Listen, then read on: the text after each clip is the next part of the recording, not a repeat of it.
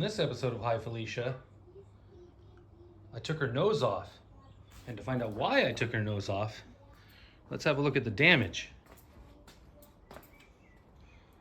Look at all that fiberglass cracking. That's all because some numbskull ran into a post. I'm not going to tell you who that was. But let's get it cleaned up so we can get it repaired. This is the back side of the same crack.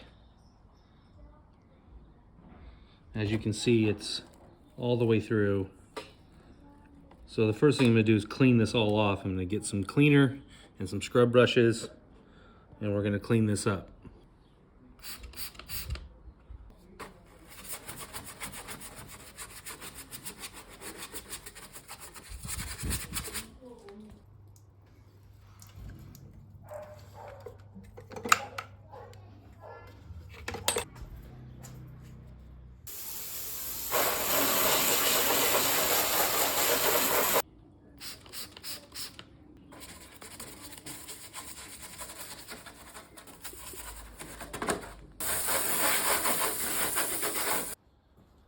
As you can see, this is the back side of the bumper, and it's cracked. And so the first thing we have to do is figure out how to hold it in position like this, and you know, while it dries and we lay the patch in. So I'm going to strip this back, all this paint back, into the bare fiberglass, and then I'll show you how I'm going to brace it, hold it together.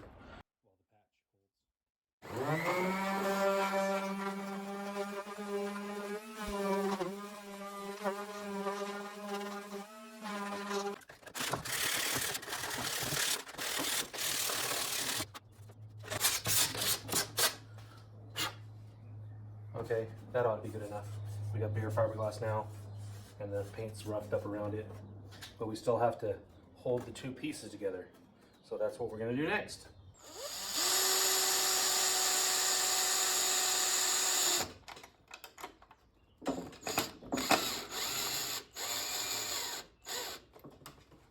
Hold that together.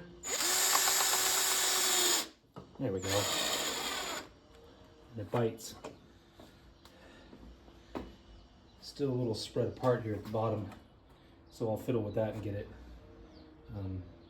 get the hole moved so that the gap isn't there anymore. All right, having tightened up that gap a bunch, this is the next thing we're going to do. This is aluminum tape. This is not duct tape. This is actually a piece of aluminum sheet, like aluminum foil, but it's got glue on the back. It's for actually making ductwork. So what I'm going to do is I'm going to put that over the cracks, so when I put the resin from the back, it doesn't leak through the front. So I'll reinforce the back of the piece with the aluminum foil, and then peel the aluminum foil off, and then work the front where it needs to be pretty.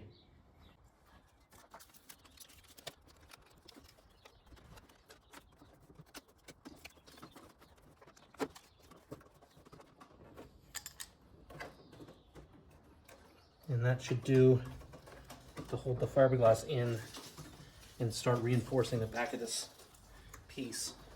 So the next thing I'm going to do is I'm going to take my Dremel with a roto-zip bit on it, and I'm going to carve out these cracks so that there's a little bit of a V-shaped valley to them, so the resin has somewhere to go in between all the little cracked pieces here to reinforce all of this. When I put the resin in, it'll flow in between and help fill them up. I'm not going to go all the way through the skin. I'm just going to go a little bit here, because I can do more from the front side than the back side. And then I'll put a big patch of fiberglass across this to hold this piece to this piece. I've got here all of the stuff that I need now that we're ready to start laying down the fiberglass. I've got my fiberglass matting, which I've cut into a big pile of little pieces in various sizes so that I can lay them down. I've got some cheap brushes that are not synthetic, so I can poke the fiberglass. I've got my resin here. I've got something to mix it in. These are like little food containers of some kind. My scissors, and a pair of gloves to keep the resin off my hands. That should be everything I need. And I'll mix up some resin and start laying it down.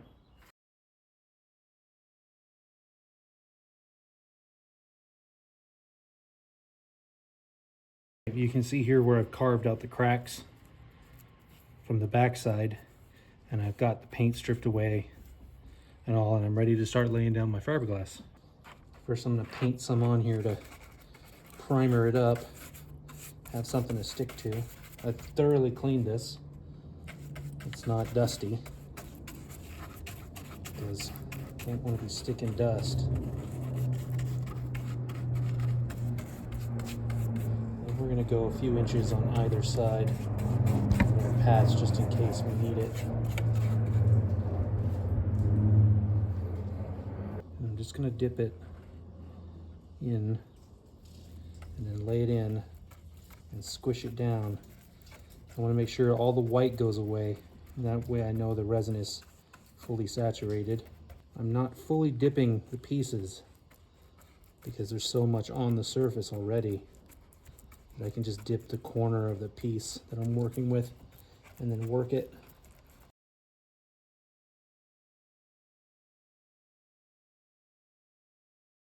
Now this part where it was cracked, looks like it's pretty well reinforced. We got a nice patch across where that crack was. I'll take these screws out and put some more in here once it's dried up. And then we can start working on the front. Now all we gotta do is wait.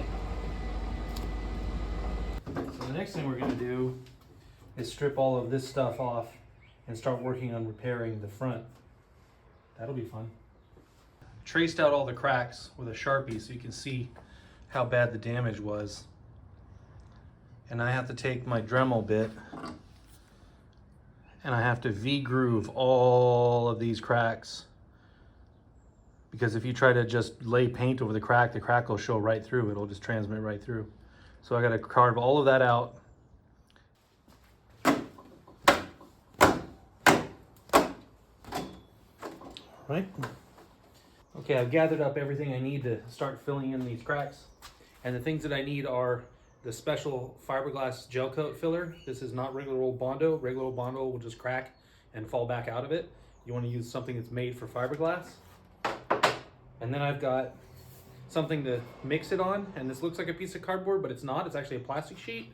You don't want to use cardboard because the cardboard will soak up some of the hardener from the filler while you're mixing it. And you don't want that. You want it to stay in your filler. So plastic sheet, a piece of glass works too. And then I've got something to spread it with, which in this case is an old AAA membership card that was in the pile of junk. You can buy special spreaders and whatnot, but I find this to work just as well. And you know, you're gonna chuck it anyway. So I just save them when the debit card gets changed, or you have an old membership card or whatever, gift cards, things like that. So spread it on here, and then I'll see you in a minute.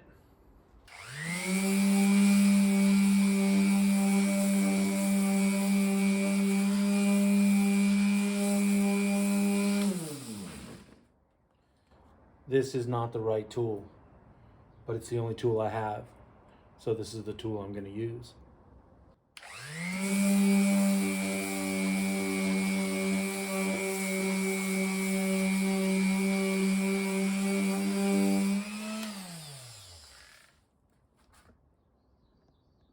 So you sand the shape, then you fill the shape.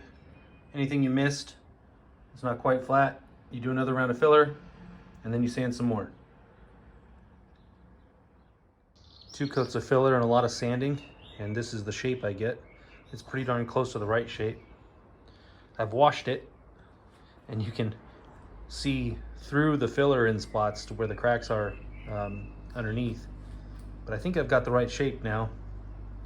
So other than some pinholes, I think I'm pretty much done. I'm gonna hit it with a coat of primer, and then we'll see what pinholes show up, and then I'll fill the pinholes. You can only really see this when it's shiny. But you see all those little holes in the surface, those little pinholes? Yeah, that's caused by air in the filler. So the next step is to fill all those little bitty holes.